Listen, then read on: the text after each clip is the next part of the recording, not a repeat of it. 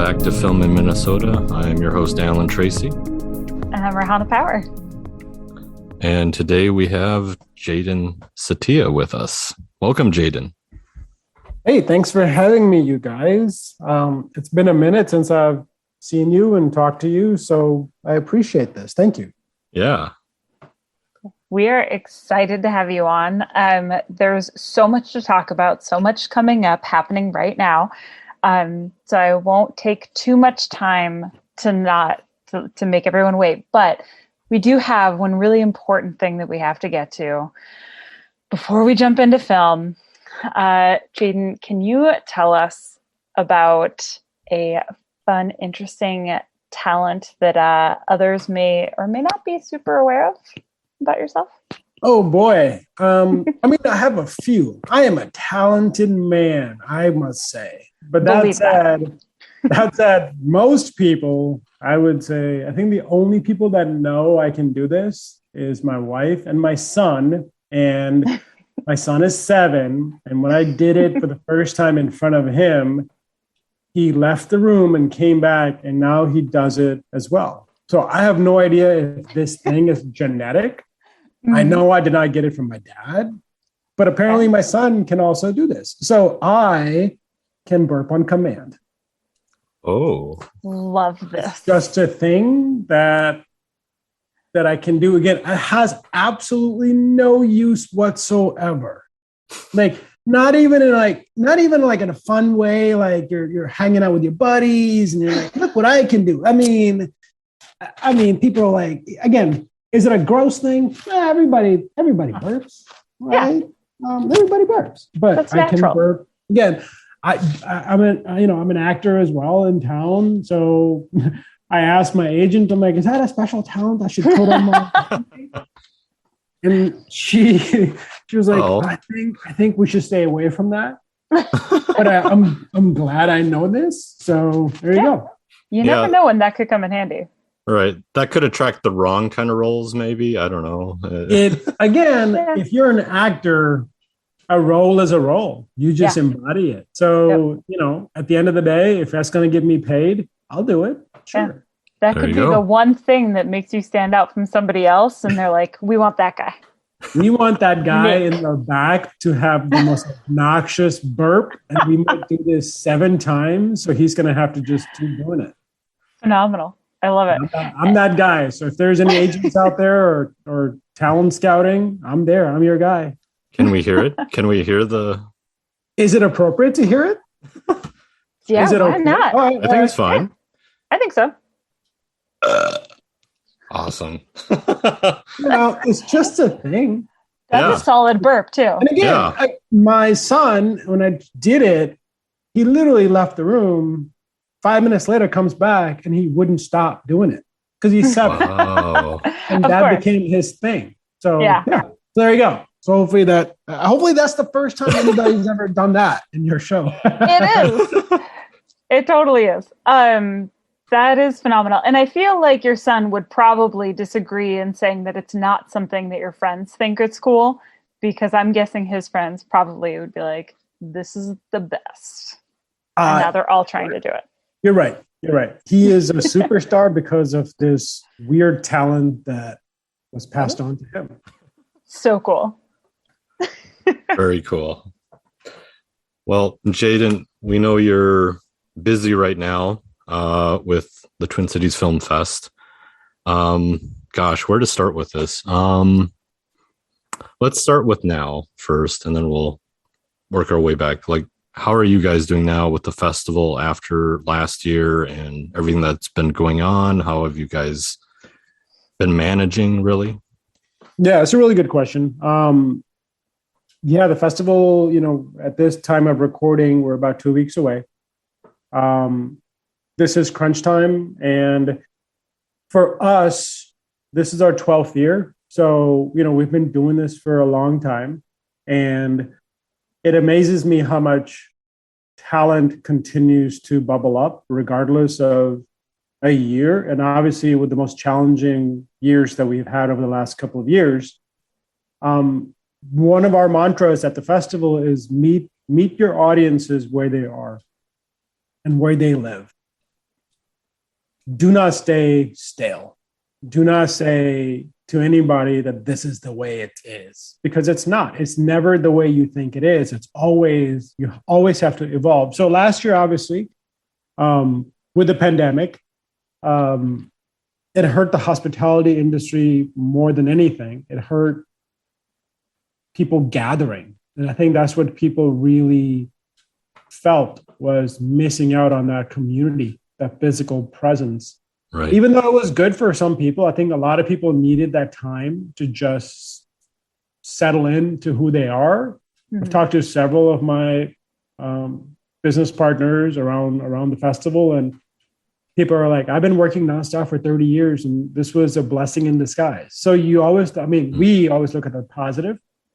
And that said, we actually launched our own proprietary streaming platform. So you meet them where they are. 2019, we were exclusively in theater, as a normal festival is. But in 2020, we built our own streaming platform. So majority of our, we typically have 120 films on any given year. Mm-hmm. Last year, we had about 70 films. And majority of those, if not a vast majority, were online. And so that was a really great experience. And one of the things that we thought was really positive about that was we had 30 different states participate.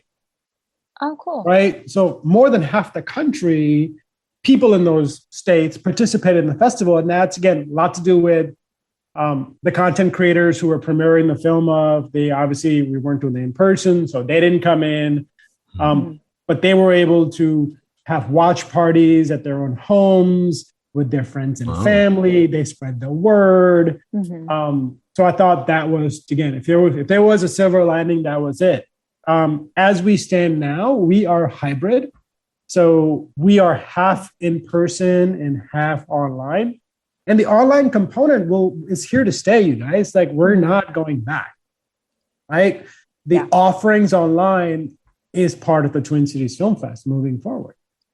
And the way we're kind of navigating the unknown still, right, of what is happening with the pandemic and are people ready to come back, and the whole vaccine conversation, regardless of which way you fall, you got to meet people where they are. And there's a lot more consumption of content happening in people's homes. So you have to provide that content to them.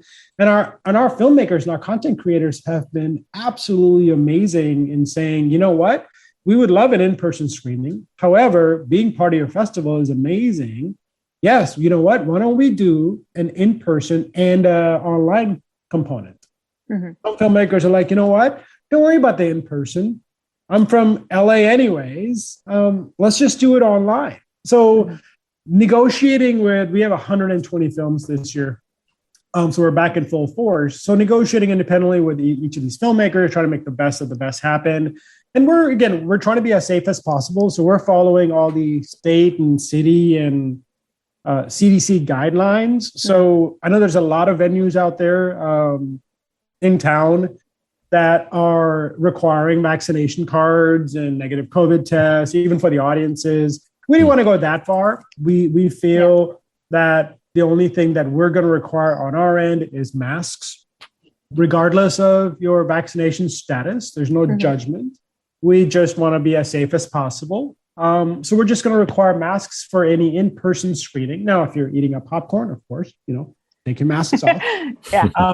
And we're at the Showplace Icon Theaters, and they don't have any restrictions, right? So we also have to work with the venue that we're in to also make sure we're in line with what their messaging is to the consumers as well. I mean, we get, on an average year, 12 to 15,000 people that come to the festival. And we're hoping we can hit that mark, again, slowly but surely. But that's what we are. We're hybrid. So we're going to have a handful of films that are exclusively in person, a handful of films that are exclusively online, and majority of the films will be both in person and online. So if you really want to come in person to this one-time screening, come. We welcome you. And if you love it and you want to spread the word, you can still access the film online during the festival on our website. I love that. Like, really expanding your audience and incorporating more people, letting more viewers come in if maybe they don't feel safe going out or anything like that. Have you received or seen like kind of a boom and uptick in people showing interest in the festival and coming, participating, all of that, whether it's because of the addition to now having that hybrid model, or even maybe just because they missed it from last year and they're super jazzed up about it again? Yeah, in general, I think people are excited to come back, right? Mm-hmm. I've been in various restaurants over the last, during the summer, you go out to the patios, you go to the restaurants, and you do your normal thing. And I think restaurants are seeing that surge back. People want to come back. You're still, there's a little hesitancy for whatever reason it is in theaters, but I think they're also seeing, again, at the end of the day, if you have good content, if you're providing somebody really good content, they will show up, right? So it's also on the studio side, they have to own up and go, you know what, we're going to show these movies in theater. And as soon as they do that, people will be there. People will come. So to your point, yes, we're seeing a resurgence in people coming back. We're also a year-round organization. We have a brand new office here at the Shops at West End. We just moved in here in January. It used to be an old retail store. We've actually held 40 events at our space this year already, more the intimate, like 20 people, 30 people. Yeah. We have had movie trivia nights in our office. We've had comedy nights where we pair a couple of short comedy films with actually professional stand-up comedians who wow the crowd. So our job year round is to keep the brand alive and to continue to share stories in whatever capacity that is. One of our big things at the festival is if stories aren't shared, they die. At the end of the day, everybody has a story and the platform is there. And again, specifically with film, it's an immersive experience, right? You forget about your day-to-day, whether you are a billionaire or you are, just work in a hospitality industry, server or whatever. If everybody has the same dollar to go to this movie, everybody's equal, you guys. And that's how, I envision my community is offering the best I possibly can, hoping for the best, as many people can show up. We focus on the people that are there as opposed to the people that are not there. Yeah. As much as I want every single festival screening or festival event to be sold out, that's not going to happen. People have busy lives. There's no disappointment if 10 people are sitting there. I'm jazzed that those 10 people are there, you guys. I can make an impact in those 10 people and hopefully make them lifer TCFFers. Yeah. Yeah. The other thing I love about the Twin Cities Film Fest is that you guys show a lot of Minnesota films that otherwise, at least locally, we don't see screenings of these films, perhaps. So it's something else to see like a local film up on a big screen versus like streaming, which maybe we'd see eventually anyways. Can you talk to that a little bit about how, like, what kind of impact that has with the festival, if at all? Yeah, no, absolutely. For us, our content creators, our filmmakers are our rock stars, right? If they weren't there producing the content and making great stories come to life on cinema, we wouldn't exist. So ever since the first year of the festival, we've had a hard focus on Minnesota connected content. So we average 35 to 40% of all of our films have some sort of a Minnesota connection. Now that's easy. If Alan, you made a movie here and your entire cast was here in town and you used the post-production services here in town, that's obviously Minnesota. But also it's connected where, let's just say, Rihanna, you were born here, but then you left and now you live in Nashville. And you made an amazing film in Nashville and you want to bring it back home. You want to showcase it to your families and your friend. That's a Minnesota connection. Even though none of the film was shot here, none of the actors were from here, you were from here, right? So we do our due diligence in making sure that, at least a third of our content has some sort of a Minnesota connection. That's integral to sustainability from the organization side. If we don't have that, if you don't have your own community supported, it goes, for me, that is a disservice to who you are as an organization. You can't just talk the talk. You got to walk the walk, right? Yes, we show big blockbuster, eventual Oscar winners, right? Nomadland. We have plenty of films this year that'll eventually go on to get the accolades from the Golden Globes and Oscars. Yes, that is a component of the festival, same as indies that are made all across the country. But the key component here is that we focus on our local filmmakers, and we want to give them the platform to excel.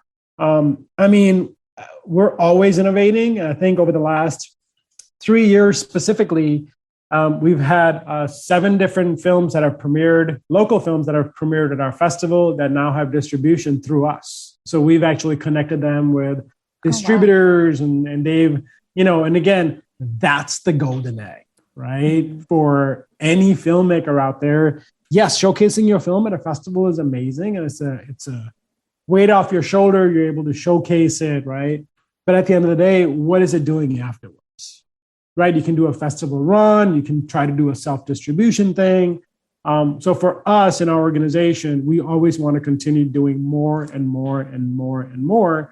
And to that point, we also 2 years ago integrated production services into our festival, where we are actually a production company now too. So we have had 12 different, that was last year. We've had 24 different clients that we have serviced through our production services, where we have actually connected those clients with local filmmakers to make their paid projects. And though we've given over $100,000 to local filmmakers over the last 2 years for things that they really excel at, which is content creation. And that, again, goes a long way, because if I randomly say, have a project for you, is $5,000, it'll take you a weekend. This is the client. You take that 5, you obviously do your work. Client is very happy. Ideal scenario for me is that you use that 5, if you're a content creator, and you put it towards your passion project, right? And then ideal scenario, premiere it at the Twin Cities Film Fest. Yep. Which then we can be even more prouder of, right? Like we helped you in any small way capacity do that. We've actually had, from an educational side, just this year, we've placed 10 college students on film sets, to help out filmmakers. They're like, we need interns, we need bodies. And we connected them with students who, again, at the end of the day, if we're not fertilizing further and more and more and more in our local community, then we're not doing our jobs. Do you see a lot of the same groups of people or individuals come through, whether it's, through your production company, through the festival, and through all of those other events that you said that you hold throughout the year? Do you tend to see similar faces so people know, hey, if I want to participate, I should really get it in any ground level? Yes, the answer is yes. So 70% of all of our faces are returning faces, right? Which is amazing, right? Because first of all, it's hard enough to get a new face, a new client, a new consumer, a new audience member. It's even harder to get the repeat customers, right? It's actually harder to retain in some sense, because you want to continue to provide an excellent platform. So if you come and you're disappointed, the likelihood of you returning is not high. But you love the experience, and the likelihood of you telling your friends, your filmmaker friends, to go, hey, you guys, Rockstar Film Festival, I don't know who else you're submitting to, please do consider the Twin Cities Film Fest. That has been a key in growing our organization. We certainly take care of our people, but it's upon them, and we do not ask that from anybody. It's the word of mouth. And then the other 30% are the other word of mouth, people that are just coming in, and then they become part of the 70, and then they invite the 30. So this is how you grow. And that's absolutely a key in any growth strategy for any, whether it's a nonprofit, which is what we are, or a for-profit organization. Right. Yeah, we had Taylor Olson on, and he had been to different festivals, and he spoke very highly of Twin Cities Film Fest. So Taylor's great. Yeah. Taylor's great. We have so many amazing content creators here, you guys. I mean, we're talking about Minnesota, but even the region, we've had filmmakers from Iowa and Wisconsin and North and South Dakota and Illinois return over and over again, which ideal scenario is they continue to make excellent content and they get better projects and they tell their new friends about the festival. And that's how, again, it's a wildfire and we just want to continue to stoke that. Mm-hmm. So touching back on like the festival portion itself, you said it is crunch time. One, thank you for taking time to like hang out with us during this. I can't even imagine how busy you are right now. Yes. I don't sleep. That makes sense. 3 weeks. Yeah. Yeah. No, I'm accustomed to it. So what's the one thing that you're like most focused on, or maybe even most excited about at this point, knowing, that you're really leading up to the event? Yeah, so we have done our due diligence in putting together an amazing program, right? Our website looks good, it's functioning. We haven't had any complaints on like, hey, I can't buy my tickets or this link doesn't work. That's all due diligence that is happening throughout the year to make sure it's user friendly. And yeah, the streaming thing is working just fine. We're testing left and right, all that fun stuff. Right now, what is exciting is it's out there in the universe. The schedule is out. Right? Yep. The content is ready to be purchased. So our focus right now is marketing and promoting as much as possible. Knowing that when people are like, okay, so your hardest days are a couple of weeks leading into the festival and the festival. No, the hardest days are the summertime. When you're curating content, you're negotiating with studios and you're putting everything together so that then at the end of the day, you have this platter of everything that you need. And you're basically trusting your staff and your volunteers to go, this is what you need to go do your job, right? Yes, stress is high. Of course it is. But at the end of the day, it's all about the excitement and talking about the content that we've been working on diligently for months and months. So right now, the most exciting thing is the content is out there. I think people should look at it. We have some amazing films.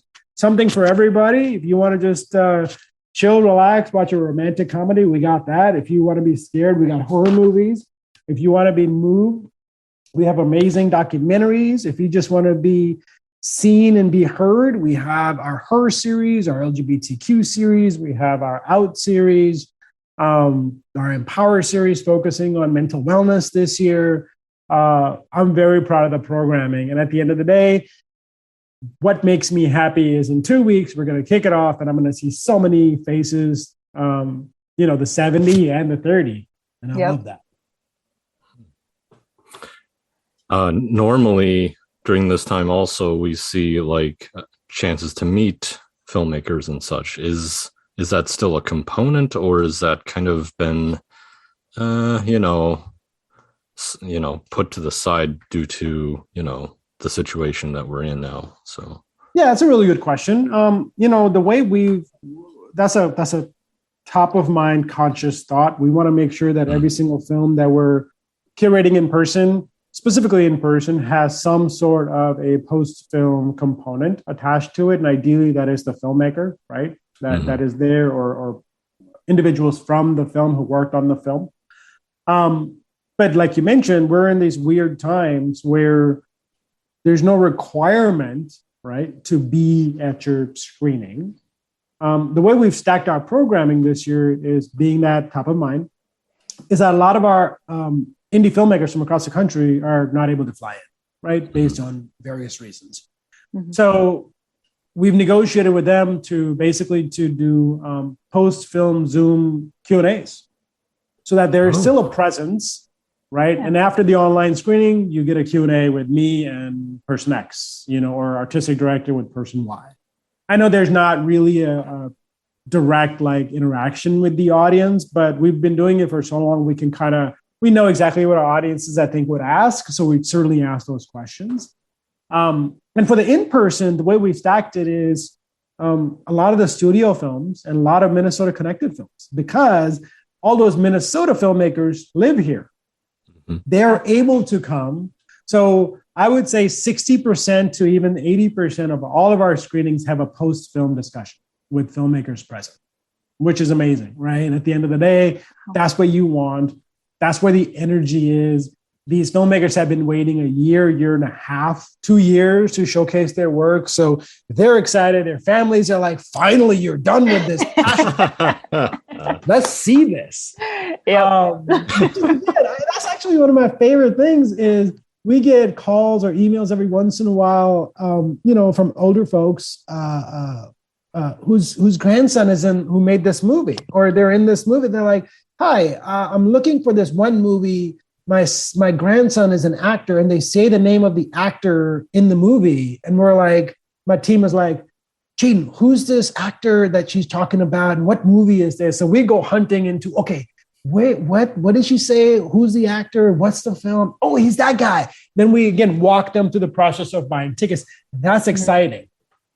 That's the energy. And those people are there to support the filmmakers, right? So to that point, one of the key components, Alan, you visited our festival lounge as well. We're going to have a festival lounge again this year, right? So the post-film conversations don't stop just at the screen, right? We carry them on into the festival lounge. So the festival lounge will be back again. So we're very excited about that. That's great. Oh, I do have somebody who's coming in who is not a normal filmmaker. He's a subject of a film, but he is world renowned. He also happens to live in Minnesota. He lives in Ely, Minnesota. He is a climate activist. He is an world-renowned explorer. He has done many trips to the Arctic and Antarctica. Am I giving you guys any hints at all here? I'm horrible at this game. Is it like 5,000 different directions right now? So no more hints. Will Steger, the world-renowned explorer, he lives in Minnesota. So this film that we're showcasing, it's actually his journey that he did back in the 70s with a group of people into the Antarctica just to kind of explore. And he redoes the journey himself 20, 30 years later to see the ice level gone down, the warmth and all that stuff. So he redoes it, right? So it's him doing old stuff, old footage versus the new stuff that he's currently passing through. But again, we asked the filmmakers who are actually from California. And again, we do have a handful of filmmakers from outside the state. They were like, we're flying in. We're like, you don't have to. They were like, nope, we're flying in. It's our film. We're flying in. I'm like, come on now, let's go. So I think the filmmakers are also coming. But we asked Will if he would attend, and he's going to drive down from Ely, Minnesota, and he'll be here for the screening of After Antarctica at the festival. Wow. Yeah, that's so exciting. That's a celebrity. I got somebody this year. It is. He's great. Yeah. Will's great. That's really exciting. It sounds like a fascinating film and like series to like go and watch and hear him speak. That sounds awesome. No, it's a powerful film. It's great, especially if you care about the world we live in. Right, which we all should. We're all here. Yeah. That's all I'm gonna say. Right. So Jatin, you're the senior executive director. Is that accurate? I'm just the executive director. I'm executive director. Yeah, I'm the founder of the organization and the executive director. Okay. So tell me a little bit. I'm going to start that moving back process. I am fascinated to learn like how you really got started with this. Like, how did this kick off and become the huge, exciting thing that it is today? How far back do you want me to go? You want me to go back to my days in India where I was born? Yeah, let's if start it started there. Yeah, if that's in your brain, you were like, I want to do something awesome here someday. Everybody's on a different journey, right? Everybody takes different paths along the way. So I grew up in India. At the age of 10, I moved to Mississippi and with my family. And I graduated high school in Mississippi, and I wanted to be a doctor. Not because I'm Indian, because I actually wanted to be a doctor. Right. And then came to the University of Minnesota in 97 to do my bachelor's. So I did physiology and marketing double degree because I wanted to be closer to the Mayo Clinic, right? Being a doctor. Yeah. Wanted to be a doctor. And then I got sucked into corporate America right away. So I worked with Accenture, with McGladrey, a tax and accounting firm, and I worked with United Health Group and Optum, and I did database management. I love numbers. That was kind of my thing. And I got laid off in 2008. Just like a lot of other people were. Oh, yeah. And I went home on a Friday morning at 10 o'clock in the morning. I went home because I got laid off. And my wife was like, "What are you doing home?" I'm like, "I don't work there anymore." She was like, "Sounds good. See you later." We didn't talk about it all weekend. One day she was like, "So what are you going to do now?" And I'm like, "I don't know yet. May go back to corporate." She was like, "Or don't." I'm like, "What do you mean?" She was like, "Go find your smile." And I'm like, how cool is that? Right? It's not a throwaway statement. It obviously means something. Yeah. But she said it in such a passive way that it was kind of like, yeah, go find your smile. I'm like, ooh, I wonder, where is my smile? Right? Like what would make me truly smile? Then I go back to my days in India. And what made me smile was going to Bollywood movies with my family. You know, being in the theater with 1,000 people, right? These were back in the days in the 80s were giant theaters like Orpheum and the Hennepin Theater Trust, and just giant theaters. But one screen, that's the one big blockbuster that's going to be shown.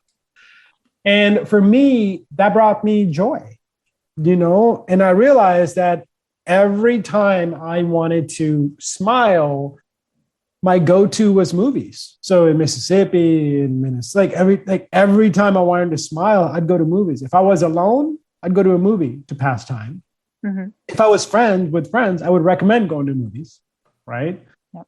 If I wanted to change my mood in any way, if I was sad and I wanted to be happy, I'd go to a movie that would make me happy. If the opposite, if I just wanted to kind of be down and just do gritty thinking, then I'd go to a documentary. So that said, that has always been part of my smile. And I finally was able to realize that that's what made me smile, right? Just movies in general. What the hell am I going to do? I just came out of United Health Group. I'd never done theater. I've never taken any acting classes. I've never held a camera. Sure, what am I going to do with a smile? Just go to movies? That's not sustainable. Best job ever. That's not going to bring in the mortgage payment. But that said, there was something there, right? So I love my business background. I actually truly enjoyed what I did from a business side. So I'm like, okay, well, why don't we combine the two?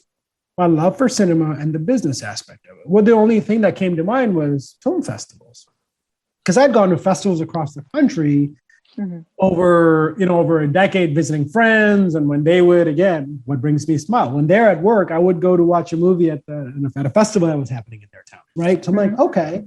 So I started digging around and I'm like, well, instead of just me putting some together, let me just see if there's actually a need here as in the Twin Cities. So obviously there's many festivals in town, right? There's niche festivals, there's a bicycle festival, there's a Jewish festival, there's plenty of festivals. There's an international film festival, right? That happens in the spring. Yep. But there wasn't a festival like a Sundance or a Tribeca that catered to just general public, right? There wasn't an American independent festival. And I'm like, well, that's a gap. I can work with that. Well, how do you start that? Well, you got to be part of the industry, right? So my first ever film experience was I signed myself up for the 48-hour film festival. Okay, I'm going to make a movie. It's a weekend. It's a weekend thing, right? Like I got literally two of my friends who were in corporate America. I go, you guys, this weekend, we're not going to sleep. We're going to make this movie. We're going to have some fun, right? Let's just have some fun. Okay, so we did it. We obviously had a great time doing it. Was it the best product? Nope. But it was so much fun to do. So we saw our work on the big screen, right? Which is the gratification that you get. Yep. And through that experience, I think it was 2 weeks later, the head of the 48-hour film festival back then was Ira Livingston, who now does the 50/50 festival here in town. Ira said, hey, I got a call from an agent in town, our casting director, and they're wondering who that guy was in your movie. And I'm like, well, it was me, because I did everything, right? Like, do everything. And they were like, well, they want to reach out. So I'm like, okay. Again, no experience whatsoever. And it was Babs Casting, Barbara Shelton. Oh yeah. Wow. Who wanted to talk to me. So she was like, you're new. I haven't seen you before, you know? And I'm like, yeah, no, I'm new. She was like, any experience? I'm like, nope. She was like, all right, I got an audition for you. I'm like, I don't know what the hell that is. Right. Wow. I'm like, I've heard of auditioning, right? I've never been on one. So right. She was like, here's what we're going to do. We're going to basically I'm going to give you the script because you're green. You're so green. You're green. Mm-hmm. Typically what happens is you get the script the day before, or even if it's a cold read, right? You just get it the day of. Yeah. This is a week out, and I'm going to send you the script and tell you specifically what role you're going to read for. So just be familiar with it, right? You don't have to memorize it. Just be familiar with it. Okay. A little excited, but I'm kind of like fish out of water. I'm like, I don't know what the hell I'm going to do. And I walk in, and it's a packed casting room with tons of people. And I'm like, yeah, I'm not getting this. What the hell? Everybody has a headshot. And I'm like, I'm just standing there. I get a call. It's like, all right, Barbara, we'll see you now. So it was me and like 4 other individuals. It was for a Target shoot. And I go in, I do my lines, and, you know, I had it a week earlier. So a little bit of an advantage. I memorized the lines, right? Even though there weren't that many, there were professional actors in there, and they knew what the hell they were doing. Yeah. I walked out and I'm like, this was amazing. This is great. Thanks so much for the experience. She was like, yeah, we'll be in touch. I'm like, sounds good. Regardless, this was just, again, a fun thing. Yeah. A week later, she was like, you got the role. I'm like, what are you talking about? She was like, yeah, they loved it. And I knew they would. That's why I asked you if you wanted to do this. You should do more of this. I'm like, what are you talking about? She was like, no. You're going to come and meet with me. We're going to get you set up with headshots, and we're going to get you to some of the local agents in town, Nuts and Moore and, you know, Wayman, like all these. Like I've already talked to them about you. I'm like, I don't know what is happening right now, but let's go on this ride, right? At the end of the day, but I'm learning here. And again, I've been with those agents for a while, and I've done plenty of non-union stuff. And what really drives me is that's exactly what I was looking for. Mm-hmm. It was the actual experience being on set. It was the actual experience that the crew goes through, the actors go through, the end result, where it actually displays. Now, again, a lot of these were industrials, right? Commercials. So they weren't films, but it's relatable, right? A lot of these people, right. A lot of my acting colleagues have been in many films in the past, like Minnesota films. So I got to talk to them a little bit. I actually met my work wife, and I think you guys have interviewed him, Bill Cooper, in the past. Yeah. I actually met Bill on a set, on a Best Buy set. I was the principal. He was an extra. And he comes to me, he goes like, I don't think I've seen you before. You're pretty good. I might have a couple of other roles for you. So here's my card, reach out to me. And I'm like, okay. And I didn't give it a second thought. I didn't reach out to him. 2 months later, we were on another set. I was the extra. He was the principal. I think it was like a Target overnight thing. And he comes back to me. He's like, you never emailed me back. This is your last opportunity. I would have had 2 jobs for you. Yep. You want to do this or not do this? And I'm like, oh my God, who is this guy? And I got to know him. Yeah. Yep. And everybody knew Bill on set. Bill's been around for a long time. Yeah. He's such a seasoned actor, obviously an acting coach. And I'm like, I can't let this go. So literally that next morning, I emailed him. We went out for a drink. That drink turned into 2 bottles of wine. And I, at that time, said, I have something that I want to share with you. I've never shared it with anybody, not even my family. I want to start a film festival. When he looked at me, he goes, and this is about 2 hours into the happy hour, 2 bottles down. Just a really great camaraderie. Like you just get to meet those right people and you're like, this person has to be part of my life in whatever capacity that is. I don't know what that is. So I shared it with him. And a week later, we actually had a meeting without the wine, talk through the actual logistics of what this would be. Yeah. So we started it together, right? So I said, look, I'm going to put together a board. I need an operations guy. I need a programming guy. So it was Bill and I and maybe 4 other volunteers. A lot of his students were participating in the festival because obviously he's an acting coach. And we made, again, by hook or crook, you make the first year happen. So 2010, remember I got laid off in 2008. Yep. 2009 is when I filed for the 501c3 nonprofit status. And then in 2010 was the very first year of the Twin Cities Film Fest, which was a 4-day, 30 films, about 800 people at the Block E theaters in downtown Minneapolis. Block E. Oh, wow. Right? You remember those theaters? Yeah. Yeah. And I felt like I was Oprah because I was like, you get a free ticket and you get a free ticket. You just want the bodies there. Right.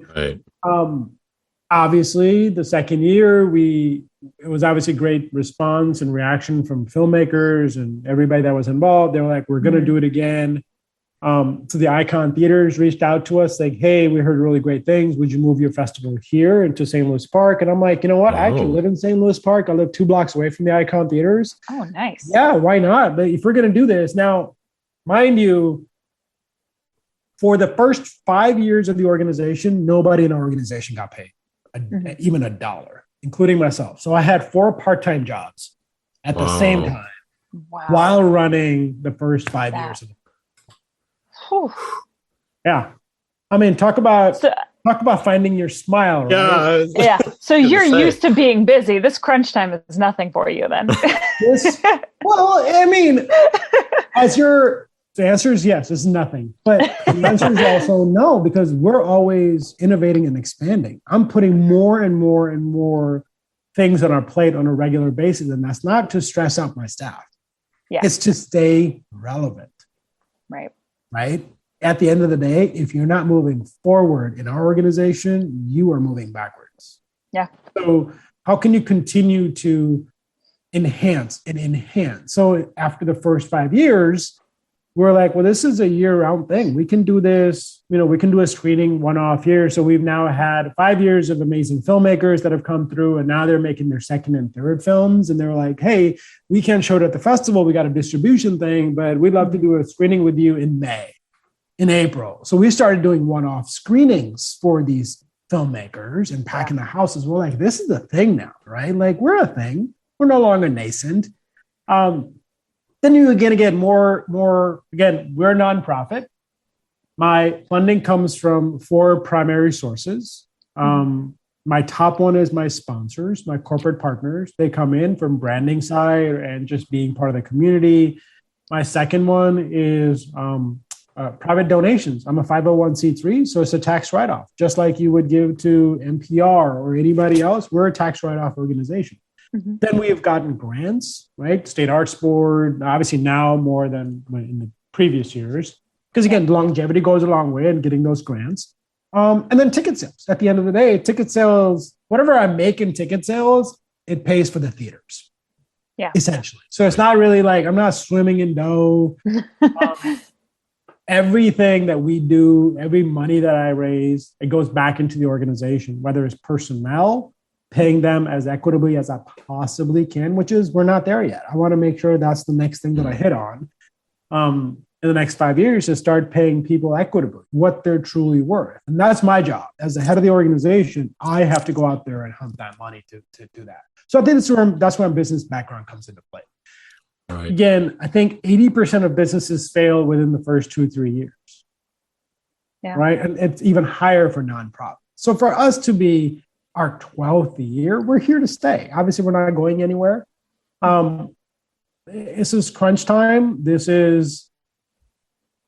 And again, if you were to say you're going to take a month off, no, I am. We're actually planning. November is National Indigenous Month. So we're actually planning an virtual Indigenous film festival in November. Right. Awesome.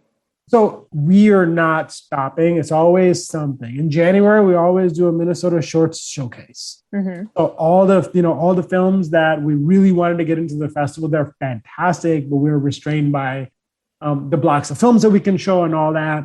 They still get the laurels, but we do exclusively just a Minnesota showcase and do that in the theater, right? So it continues to. We have our Actor Expo every year, which is now 12 years running. So again, how do you continue to add value? And at the end of the day, we're not doing this to serve ourselves. We're doing this because the community has asked us for it. That's all.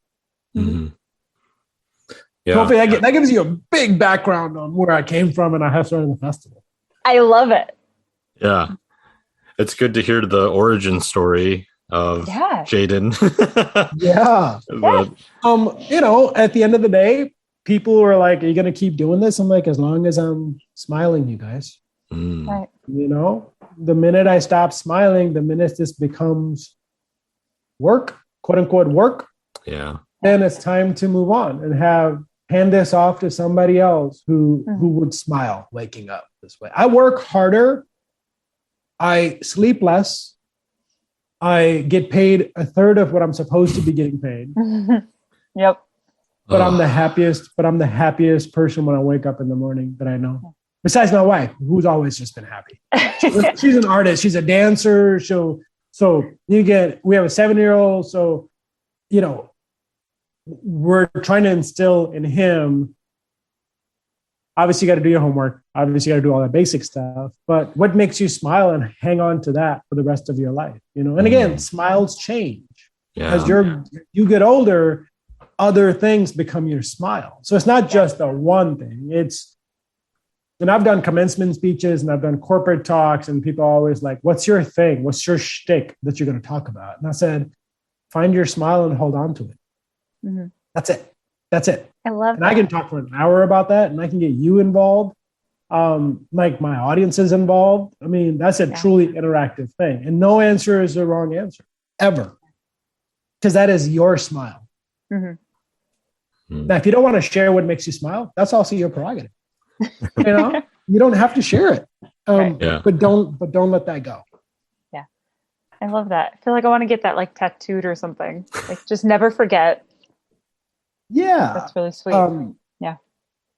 Yeah, I actually want to get a tattoo. I just make it up. So random, but year number 10 was 2019. And I'm like, I'm going to celebrate this. You guys have seen the Twin Cities Film Fest logo, which is that circle, right? The sunburst. And I'm like, I'm going to get that tattoo. It's a 10-year celebration for me. And I just never got it done. So my wife was like, you chickened out. Come on. And I'm like, no. And then so obviously last year was COVID. Everything was shut down. And I'm like, I don't feel comfortable going into a tattoo parlor right now. Right. So my wife was like, is this ever going to happen? I'm like, oh my God, I hate you right now. Yes.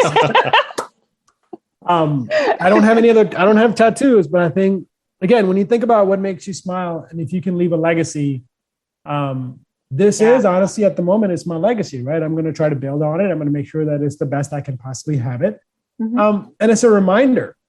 So if I get a tattoo on my forearm, of the Twin Cities Film Fest Sunburst, and when I'm 80 and somebody asks, what is that? What's the meaning of that?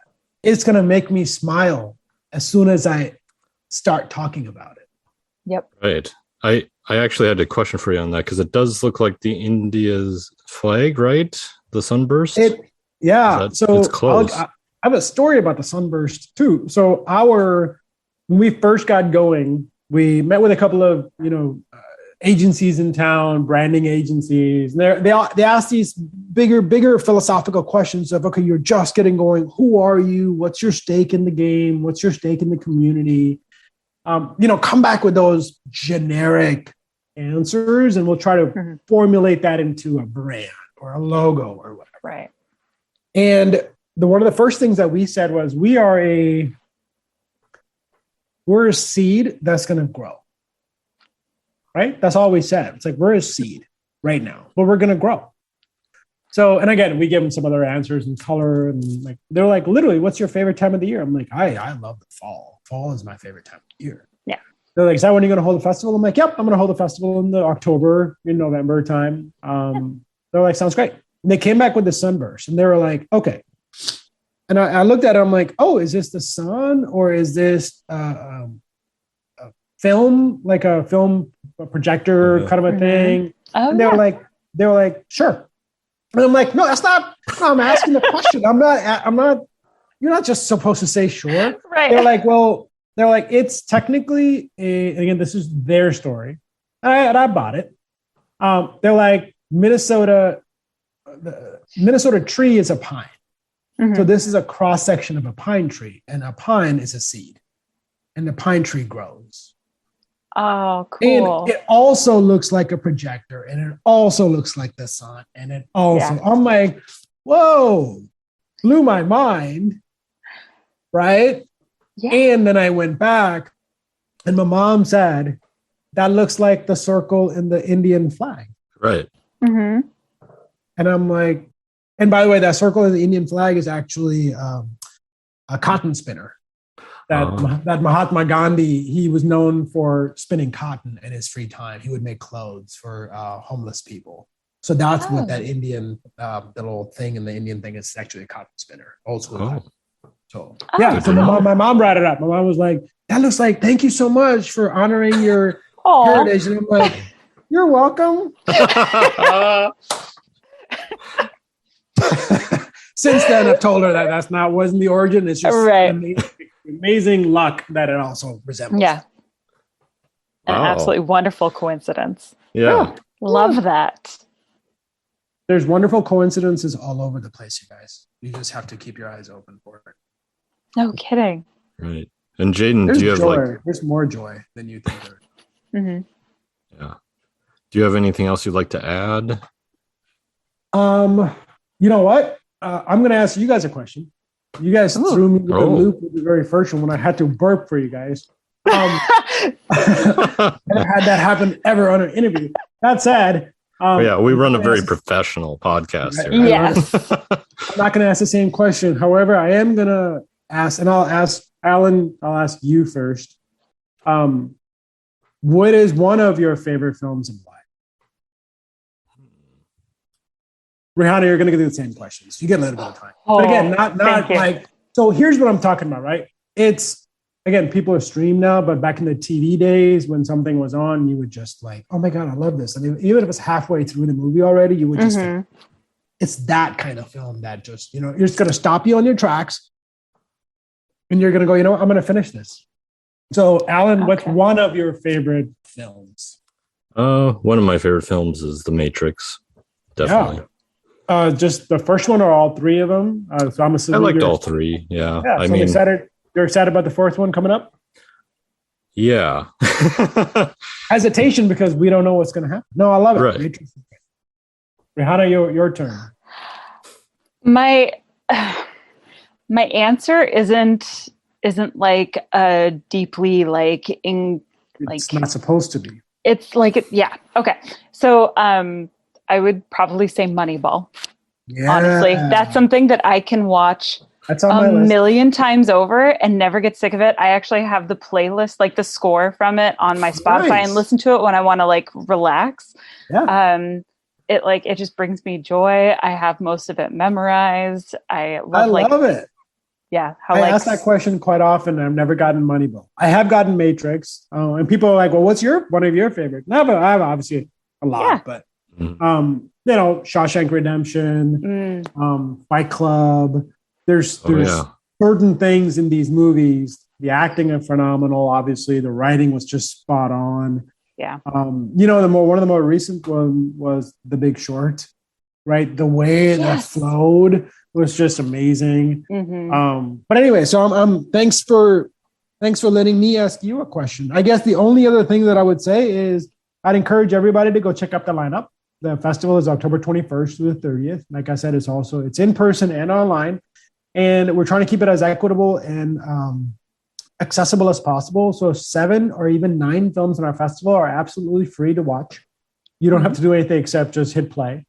And the way our content works online is, let's just say you buy a movie online for $9. You have it for the 10 days. There's not like you only have 48 hours to watch it. You can start it and stop it whenever you want. You can play it as many times as you want. Wow. And if you include the short films in the number that I'm just going to give you, if you include the short films, there's about 80 plus films that are going to be online. Mm-hmm. And you can buy a streaming pass for $50. And all of those go into your My Movie library automatically. Oh, wow. You don't have to buy individual tickets. Like, you buy that $50 pass and all those movies online will automatically be your Netflix for the next 10 days. Wow. Right? That sounds amazing. Yeah. And there's also a hybrid pass, which is $150. So if you do want to come to some in-person screenings, you get the $50 pass online streaming, but you also get 12 in-person screenings as well. And you get to choose the movies that you want to go see. So very cool. I'd encourage everybody to just, again, we have trailers up and all that fun stuff. If you're a movie lover out there, if you just like really great content, I can talk hours and hours about every single film that we're showing. And I won't, because people are sick of hearing me talk about movies. They just want to see it. So let's just have them see it. I love it. So words are hard. This is a podcast. I'm really good at this. Twin City Filmfestival.org. Nope. Go there. I'm going to correct you real quick. It's Twin Cities Film Fest. Not festival. Twin Cities Film Fest.org. Correct. Perfect. Yep. So go there, check out the lineup, look at everything, buy the tickets. Jatin, again, we know how busy you are. Thank you so much for taking the time to like hang out with us. And this conversation has been amazing. We're going to have you on again. Yeah. Anytime. I really appreciate it. Thank you both. And in these busy times, these are the things that bring me the smile that I search for. So thank you. I love that. Awesome. Well, thank you everyone for listening, and we'll catch you next time. This is Film in Minnesota.